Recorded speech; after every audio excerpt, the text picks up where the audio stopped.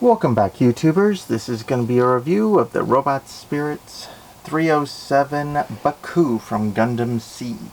Now, this is a very unusual mobile suit, as it isn't a biped, but a quadruped.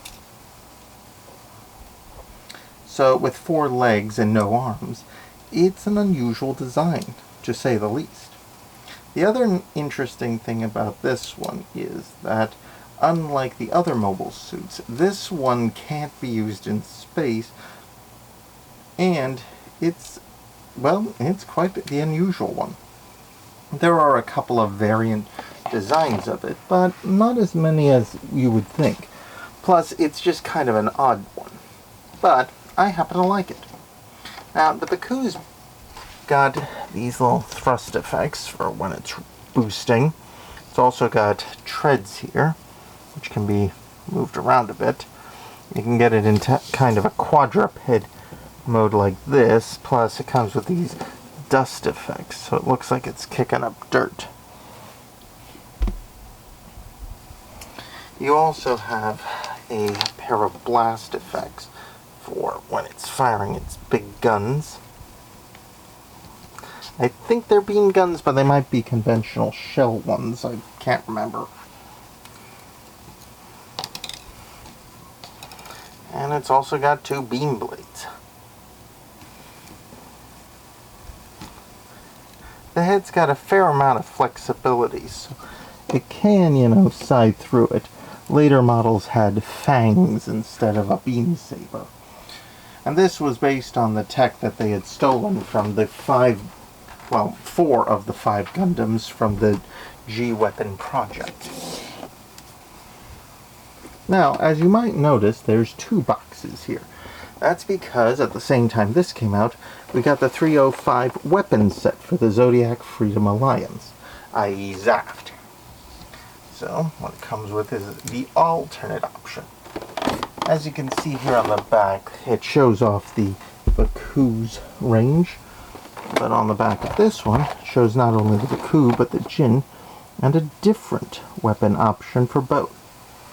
Instead of the double cannon, we've got a missile pod, which were one of the things they used a lot of.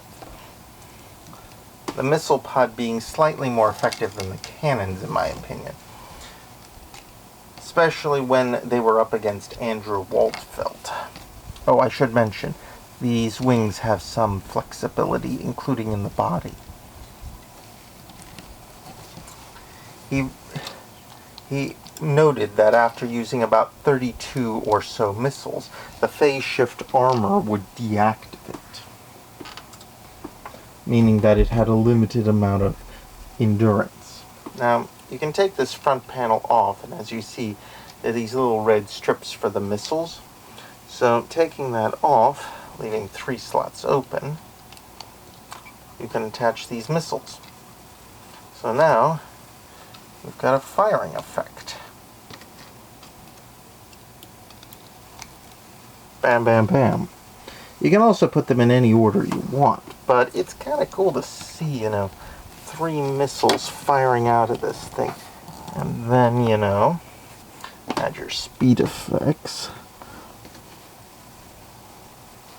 That's pretty darn cool looking.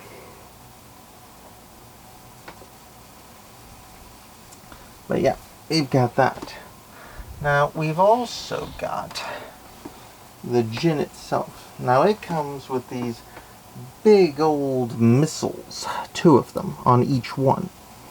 And that's actually where these missile pods are supposed to come from as well. Now, you can pop them off, as you see. They've got these little retractable sections here. And there's a small clip piece you can pop on and off here. These allow it to clip onto the shoulder, as you see, though it's not the best fit. And the grips are, of course, adjustable,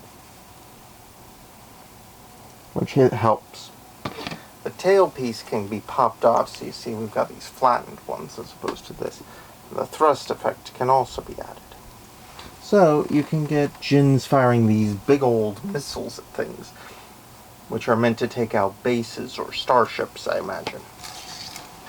Anyway, but that's the Zaft weapon kit. Comes with some major upgrades for both the GUN and the BuCUE, mainly in the form of missiles. And if you have the time, I definitely recommend picking at least one of these up, especially if you have more than one GUN or BuCUE. This way you can get a little more variety out of them. At any rate, that's going to be all for now. Please like, subscribe, comment to the video, and I'll see you all on the next one. Ciao!